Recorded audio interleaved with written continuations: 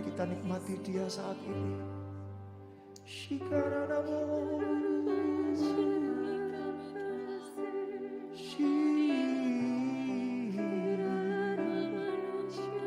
Nikmati Dia. Jangan terburu-buru.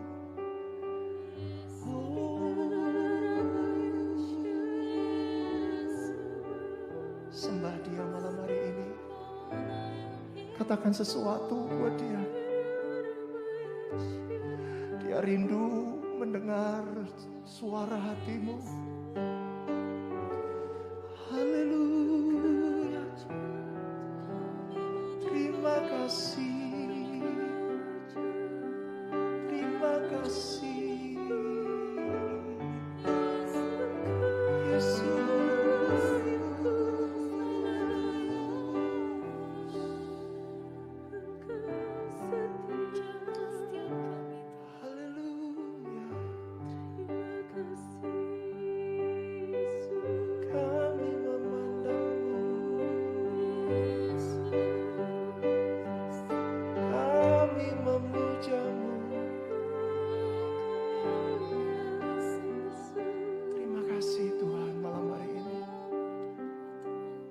Berikan waktumu buat kami. Saat ini bukan kami yang memberi waktu untukmu, tapi kami percaya Engkau memberikan waktu buat kami hadir di tengah-tengah kami malam hari ini. Kami mau menyembah-Mu. Kami memuja-Mu. Ya Roh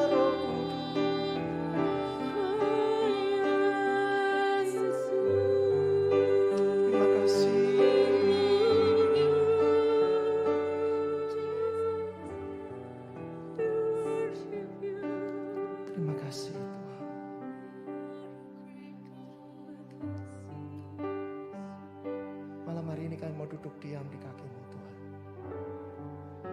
Menikmati hadirat-Mu. Menikmati kami memandang wajah-Mu.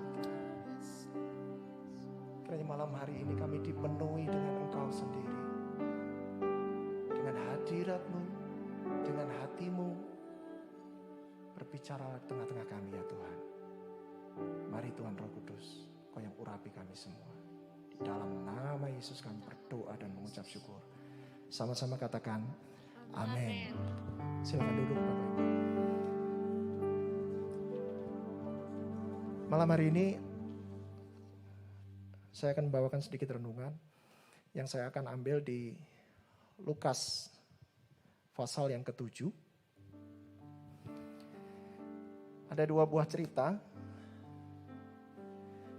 Lukas pasal yang ke-7 ayat 36 sampai ayat yang ke-38. Saya akan bacakan. Seorang Farisi mengundang Yesus untuk datang makan di rumahnya. Yesus datang ke rumah orang Farisi itu lalu duduk makan. Di kota itu ada seorang perempuan yang terkenal sebagai seorang berdosa. Ketika perempuan itu mendengar bahwa Yesus sedang makan di rumah orang Farisi itu, datanglah ia membawa sebuah buli-buli pualam berisi minyak wangi. Sambil menangis, ia pergi berdiri di belakang Yesus di dekatnya, lalu membasahi kakinya itu dengan air matanya dan menyekanya dengan rambutnya. Kemudian ia mencium kakinya dan meminyakinya dengan minyak wangi itu. Cerita ini mungkin sering kita dengar, sering kita baca. Tapi ini menggambarkan satu hubungan pribadi yang erat sekali dengan Tuhan. Ya, ini menggambarkan satu penyembahan yang intim dengan Tuhan. Ya. Penyembahan yang intim, penyembahan yang tulus itu tidak bisa dibuat-buat. Ya, tidak bisa hanya kita pikirkan lalu keluar dari mulut kita. Mungkin ada seperti itu, tapi itu bukan penyembahan. Penyembahan itu keluar dari seluruh kehidupan seseorang. Salah satunya adalah wanita ini. Dia datang kepada Yesus. Dia menyembah Yesus. Ya. Ada beberapa hal yang kita bisa belajar di sini. Ya, ada beberapa poin yang kita bisa belajar di sini. Mengenai penyembahan yang luar biasa ini. Karena di seluruh kitab Injil, ya, peristiwa ini itu dicatat. Ya, dan selalu diucapkan, ini beribu-ribu tahun peristiwa ini terus ada. Dan penyembahan ini itu menggugah hati Tuhan sendiri. Ya. Kalau kita baca cerita ini ke bawah, ada orang-orang di sekelilingnya yang berkata, memangnya Yesus nggak tahu kalau ini orang berdosa? Katanya Yesus ini tahu gitu loh. Dia seorang nabi, masa dia nggak tahu kalau ini orang berdosa? Sampai Yesus akhirnya membela wanita ini. Dia bela. Kamu tahu nggak? Ya, wanita ini dari tadi dia menyeka dengan rambutnya, dia membasahi dengan air mata, dia bawa minyak dari puli-puli pualam itu. Tapi kamu Simon, kata Tuhan Yesus kepada seorang pemilik rumah itu, aku datang kamu nggak mencuci kakiku, aku datang kamu nggak mengelap kakiku. Tapi wanita ini itu luar biasa. Di hati Tuhan itu luar biasa. Di hati Tuhan itu luar biasa. Penyembahan itu sesuatu yang spontan. Tidak bisa direkayasa. Tidak bisa kita, mungkin lirik lagu boleh kita hafalkan, tapi hati itu tidak bisa. Penyembahan itu sesuatu yang spontan.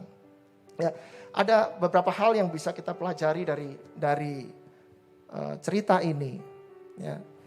Kalau kita baca di Lukas pasal 7 ayat yang ke-37, perempuan itu datang bukan dengan tangan hampa. Ya. Perempuan itu bukan datang dengan tangan hampa. Ya, poin pertama, penyembahan itu sikap hati orang yang menyembah itu berarti dia udah siap untuk memberi kepada Tuhan. Datang ke gereja, datang kepada Tuhan dengan sikap hati yang aku mau memberi untuk Tuhan. Kadang kita kan, ya saya berdoa, saya ketemu Tuhan kan pastinya minta lah. Tuhan aku minta ini bla bla bla 1, 2, 3 gitu.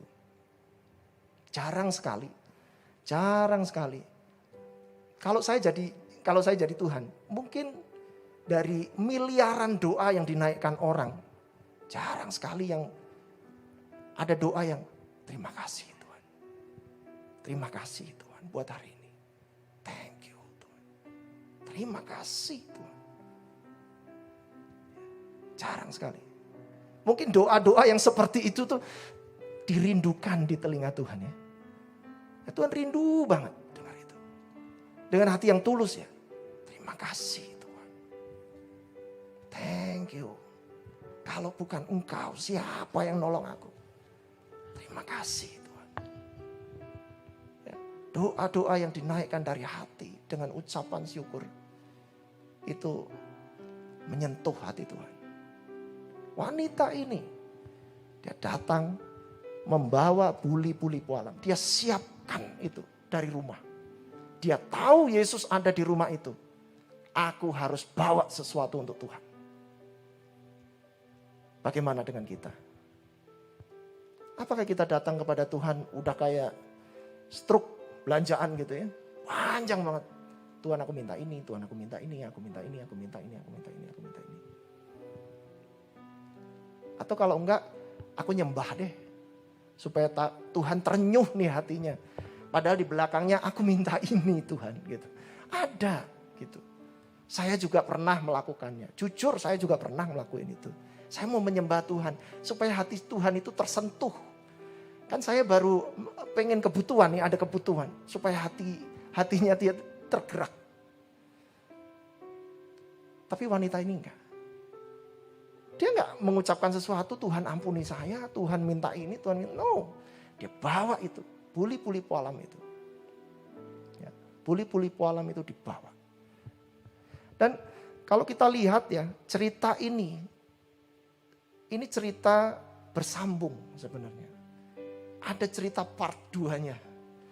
Itu kalau kita baca di Yohanes 12. Ya, Yohanes 12. Di mana Ternyata di situ satu kali Yesus ada berkumpul di sebuah rumah, ya, Lazarus, Maria dan Marta. Ya. Ini ada part 2-nya. Jadi cerita ini bersambung. Dan Maria ini ternyata wanita ini yang disebutkan ini ternyata Maria. Karena ada di Yohanes pasal yang ke-11, saya lupa itu ayatnya yang keberapa. Inilah Maria, wanita yang pernah mengurapi Yesus. Baru di pasal 12 disebutkan bahwa Maria melakukan hal yang serupa lagi. Ya. Jadi di Yohanes pasal 12 itu disebutkan bahwa Maria melakukan yang sama. Dia bawa itu minyak itu kepada Tuhan. Ya. Itu masuk poin yang kedua bahwa penyembahan itu mahal harganya. Penyembahan itu tidak pernah murah. Mungkin kita bawa hal-hal yang murah di hadapan Tuhan setiap kita datang berdoa. Maria tidak membawa hal yang murah. Dia bawa minyak narwastu. Di Yohanes pasal 12. Dia bawa minyak narwastu. Ya, dengan harga 200 dinar. Kalau kita baca mungkin di Yohanes pasal 12.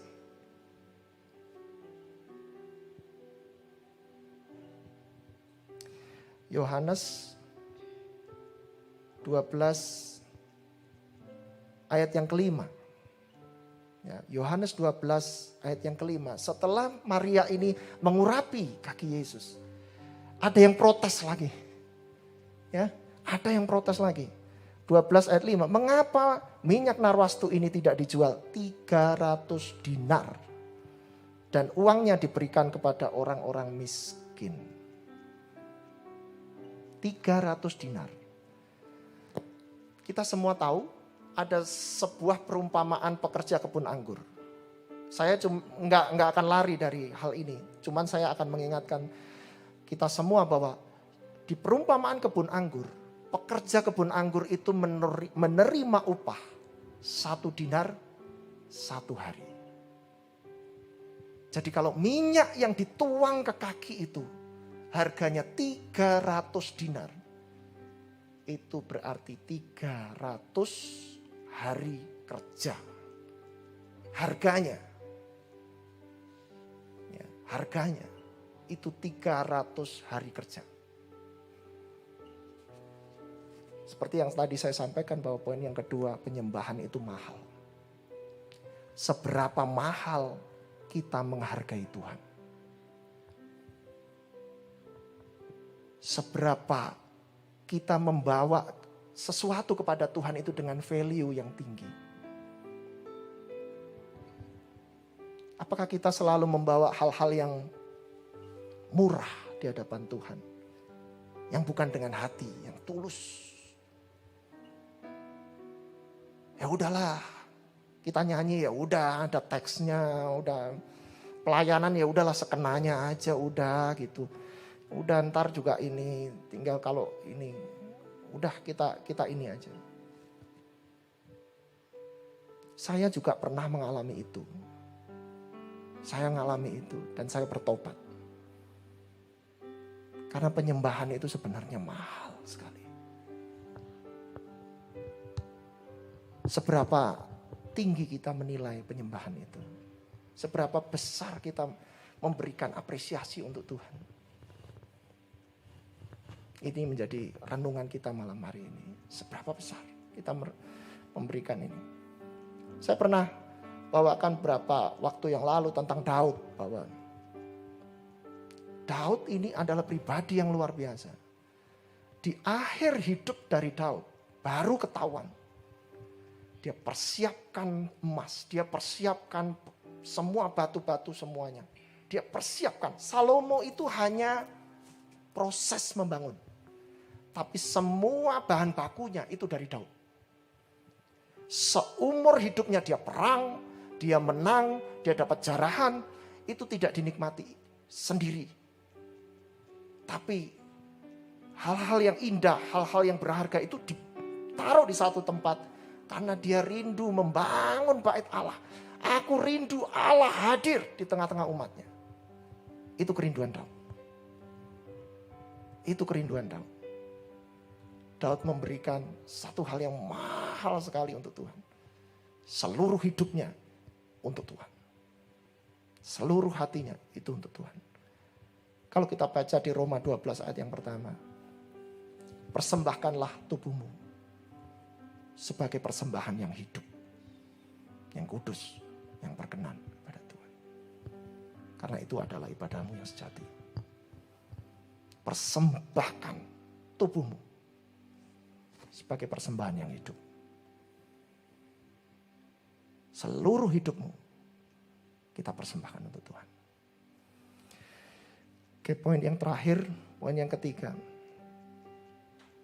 Penyembahan itu memerlukan sebuah hubungan intim. Penyembahan itu membutuhkan cinta. Penyembahan yang tulus gak mungkin pakai hal-hal yang tersembunyi, yang kita sembunyikan. Gak bisa. Tuhan tahu hal yang tersembunyi dalam hati kita. Jadi percuma kalau kita datang kepada Tuhan tidak dengan hati yang terbuka, itu percuma. Karena Tuhan tahu semuanya. Seakan-akan Tuhan tuh bilang, apa ya? Gitu. I love you, aku mengasihi engkau Yesus. Tuhan juga ngomong di atas dia juga, karena dia lihat hati kita kan. Apa iya sih? Karena aku tahu kok kamu kok. Seperti yang saya lakukan tadi ya, yang pernah saya lakukan bahwa saya mau menyembah Tuhan. Supaya dia tergerak nih hatinya nih. Saya sedang ada kebutuhan. Dia tahu kok. Jadi penyembahan itu membutuhkan cinta. Kalau kita baca di Yohanes ke-12 ayat yang ke-3. Maria meminyaki kaki Yesus. Menyeka dengan rambutnya. Atau wanita yang tadi yang pertama di Lukas itu tadi. Dia juga dengan meneteskan air mata dia menyeka dengan rambutnya. Cinta itu selalu melakukan hal-hal yang tidak lazim, tidak biasa. Gak biasa. Kalau kita dengan pasangan kita, untuk membuat dia terpukau, gak mungkin dong dengan hal-hal yang biasa. Apa bedanya dengan teman? Gak ada bedanya dengan teman. Kalau kita membuat pasangan kita terpukau, lakukan sesuatu hal-hal yang tidak biasa. Ya. Lakukan hal-hal yang menyenangkan dia. Lakukan hal-hal yang segala pelayanan kita, hidup kita, itu menyenangkan hatinya. Kenapa aku melakukan ini? Sadari bahwa aku melakukan untuk Tuhan. Kenapa aku melakukan ini? Sadari bahwa aku melakukan untuk Engkau Tuhan. Bukan untuk aku.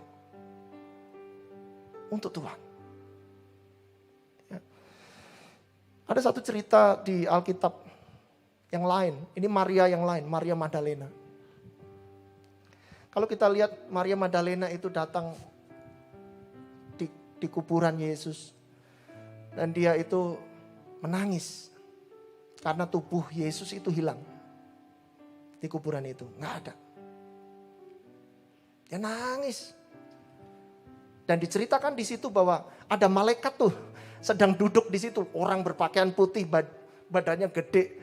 Kalau kita kedatangan malaikat aja, mungkin kita udah langsung, waduh, apa ini? Maria enggak goyah. Cuman malaikat dia enggak goyah. Karena fokusnya dia cari tuannya. Di mana tubuh tuanku itu? Di mana dia? Katanya. Sampai akhirnya Yesus sendiri datang. Apa yang kau cari ibu? Dia ngomong bahwa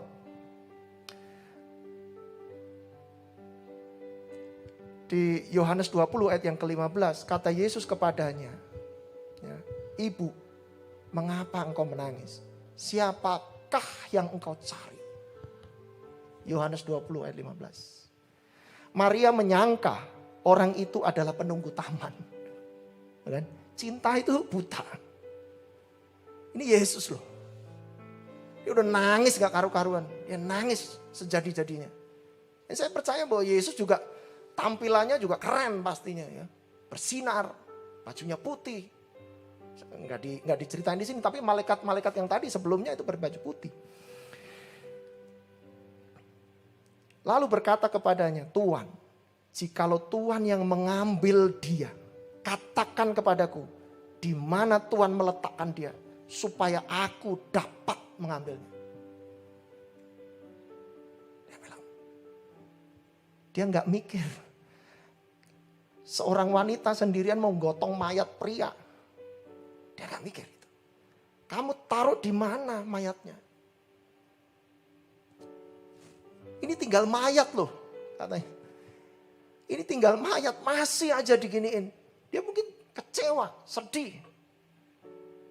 Ini Tuanku. Dia cari seperti itu. Matanya dibutakan oleh cinta. Dan pada waktu Yohanes 20 ayat yang ke-16 kata Yesus kepadanya, Maria. Maria berpaling dan berkata kepadanya dalam bahasa Ibrani, Rabuni. Langsung dia tahu. Ini suara kekasih hatiku. Langsung dia tahu. Ini dia yang aku cari. Sampai Yesus ngomong, jangan pegang aku dulu. Aku belum pergi kepada Bapa. Saya yakin itu udah mau dipeluk. Karena cinta. Apakah hati kita masih seperti ini? Di mana hati kita saat ini? Ya. Saya akan tutup dengan satu kesaksian yang ada satu cerita dari seorang penginjil di Amerika. Dia satu kali kunjungan ke Korea waktu itu, zaman lampau. Korea pada waktu itu masih berapi-api untuk Tuhan. Satu kali si penginjil ini diceritain oleh seorang misionaris. Ya, diceritain. Pada satu kali ada rombongan dari Amerika, itu bisnismen. Ya, bisnismen ini pada datang, mereka bisnismen yang orang Kristen ya. Mereka juga cinta Tuhan, mereka mau lihat tuh Korea. Pas melintas di satu jalan pedesaan begitu, dia lihat ini ada seorang bapak dengan anaknya pria itu sedang membajak sawah. Dan satu kali orang ini minta berhenti dong gitu. Aku pengen foto-foto lah ceritanya. Ini gambaran ini unik gitu loh. Kejadian ini unik, dia mau foto. Terus misionaris itu ditanya oleh bisnismen ini. Ini mereka pasti orang miskin ya, dia bilang gitu. Karena kenapa orang miskin? Karena mereka menarik bajak itu dengan tenaganya sendiri gitu loh. Nggak ada kerbaunya, nggak ada binatangnya untuk narik itu. Jadi bapaknya naik di atas mata pisau itu, ditarik sama anaknya supaya ininya masukkan. Misionaris itu saya kenal mereka. Mereka ini orang Kristen yang cinta Tuhan. Oh ya, kenapa mereka, apa mereka memang seperti itu? Dia bilang gitu. Dulunya ada itu kerbaunya. Terus kenapa? Kok gak ada kerbaunya sekarang? Itu ada apa? Si misionaris ini bilang, satu kali gereja itu membutuhkan dana untuk pembangunan gedung. Dan mereka berdua ini yang bekerja di sawah ini sepakat bahwa itu kerbau satu-satunya untuk mereka kerja.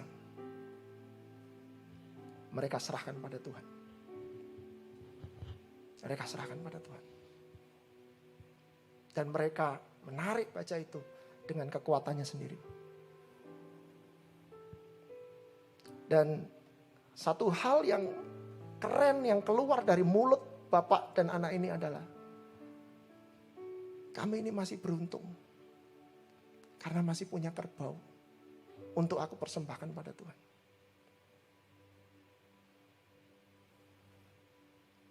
Dia bilang, kami masih beruntung. Aku punya sesuatu yang aku bisa jual untuk Tuhan.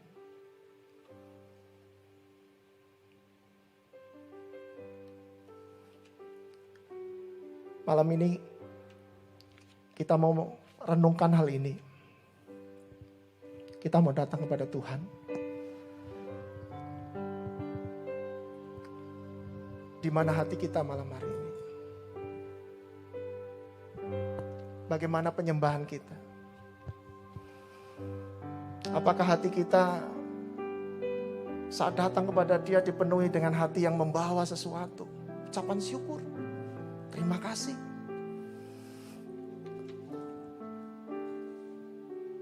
Apakah kita memberikan nilai yang lebih dalam penyembahan kita? Karena penyembahan itu mahal. Karena Tuhan sudah memberikan sesuatu yang tidak ternilai. Penyembahan itu mahal. Dan yang terakhir, apakah kita menyembah Dia dengan rasa cinta kita? Mari kita datang kepada Tuhan. Terima kasih Tuhan. Ini kami. Ini hidup kami. Ini hati kami. Kami mau menyembah-Mu dengan setulus-tulusnya hati kami. Yesus.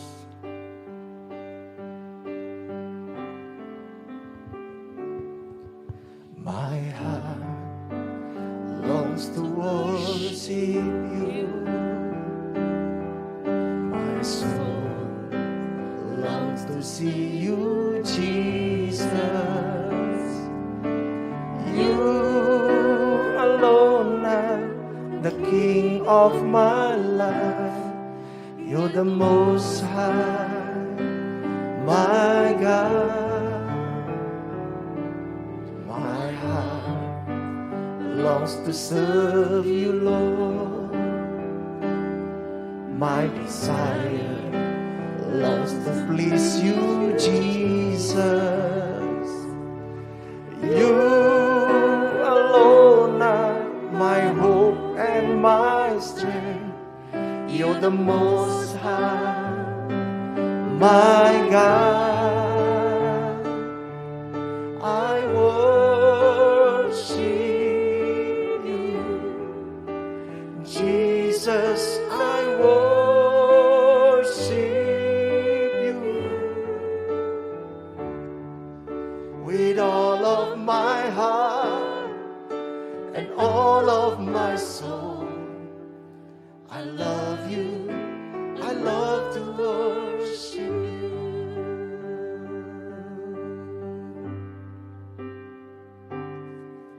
My heart longs to worship. Hati kami merindukan menyembah-Mu, Tuhan. Ini hidup kami. Kami merindukan memandang wajah-Mu, Tuhan. You alone are the King of my life. You're the Most High, my God. My heart. Kami merindukan melayani-Mu, Tuhan. My desire. Kami merindukan menyenangkan hati-Mu. You alone are my hope and my strength. You're the Most High, my God. Saya undang untuk kita bangkit berdiri sama-sama, kata I worship You, Jesus. I worship You with all of my heart and all of my soul. I love You, I love to worship You. I worship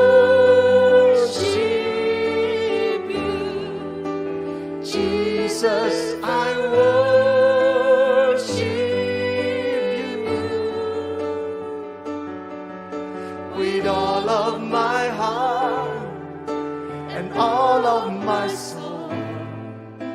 I love you, I love you. Sekali lagi, I worship you, I worship you, Jesus, I worship you with all of my heart and all of my soul. I love you, I love to worship you.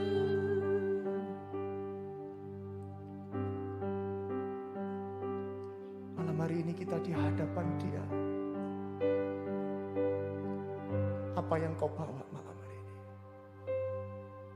Apakah kau mau seperti Maria bersujud, membawa yang terbaik yang dia tabung berhari-hari, berbulan-bulan hanya untuk Dia? Apakah engkau mau bawa dengan rasa cinta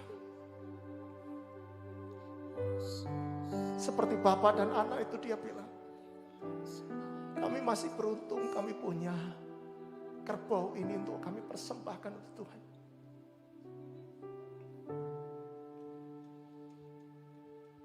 Apa yang kau punya? Tuhan bilang, persembahkanlah tubuhmu sebagai persembahan yang hidup, yang kudus, yang berkenan kepada Tuhan.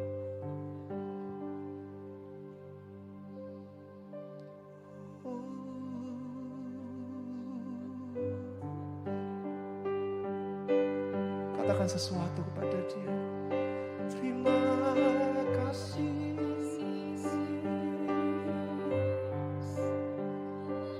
Terima kasih.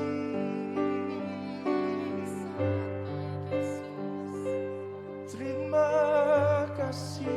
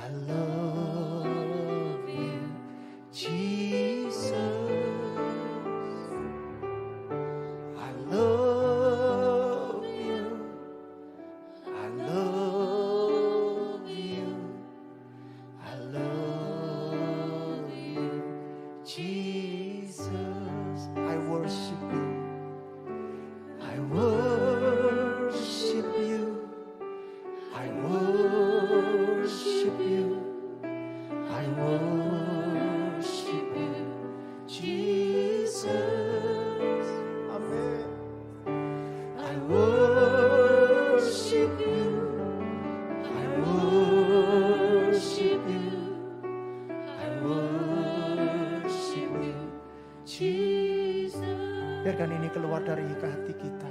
Katakan, I love you, I love you, I love you. I love you, I love you, I love you, Jesus. Amen, amen. I love you, I love you, I love you, Jesus. I worship you, I worship you, I worship you, I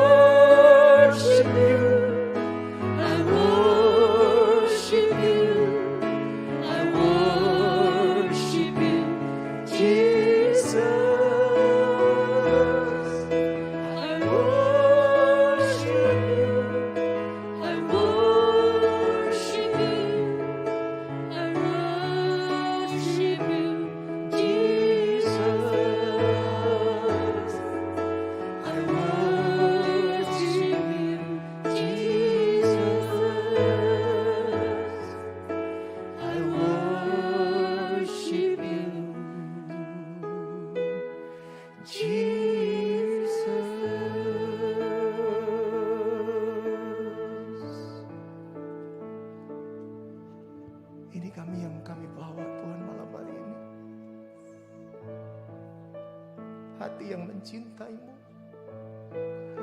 Hati yang mau membawa sesuatu yang terbaik, yang mahal untuk-Mu. Hati kami Tuhan, hidup kami persembahkan di mezbah-Mu.